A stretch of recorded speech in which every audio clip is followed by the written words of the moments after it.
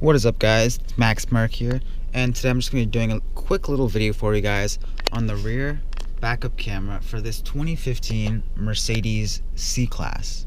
And basically all Mercedes backup cameras recently look like this, so this video applies to most of these new Mercedeses.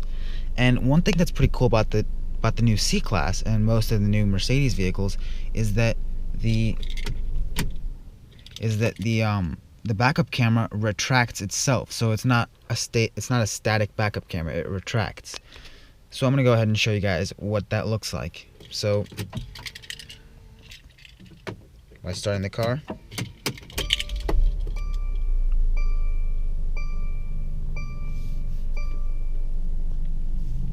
when you put the car into reverse,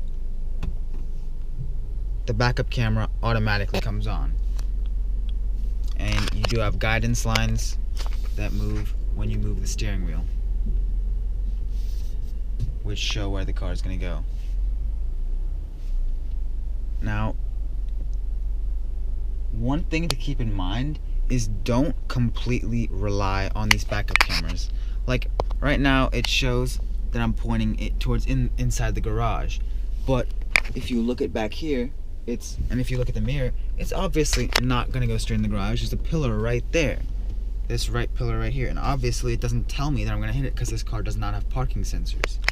So just like it says right here, check your tire surroundings. You always want to be looking at your mirrors. That's the most important thing. Mirrors over the camera, no matter what.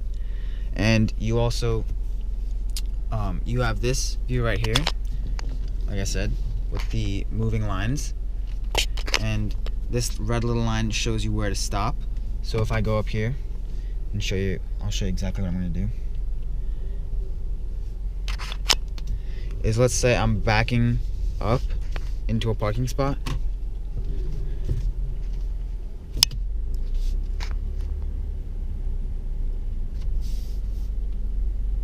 I follow these lines. I'm following the lines. And this little red line signifies where to stop. So this right here is the end of my driveway. So if I back up to here, that shows where to stop, and I'll show you exactly where that is and how much space I have. Perfect.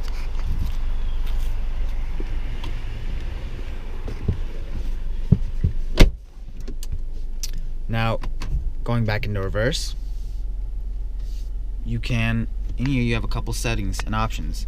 All the way to the right, you have a brightness setting. So this should help you at nighttime and help you with the brightness of the camera. Default setting is 0. And this button right here on the left is for the moving lines. This screen, just the straight on backup camera. And the one to the right is a wide angle lens view. So with this, basically you can see everything around you kind of in your blind spots that you wouldn't be able to see. So if you look at this, with this one you can see all around. So if you're maybe in a park, let me show you, I'll demonstrate this. So moving forward, let's say I am in this garage, which will symbolize a parking spot.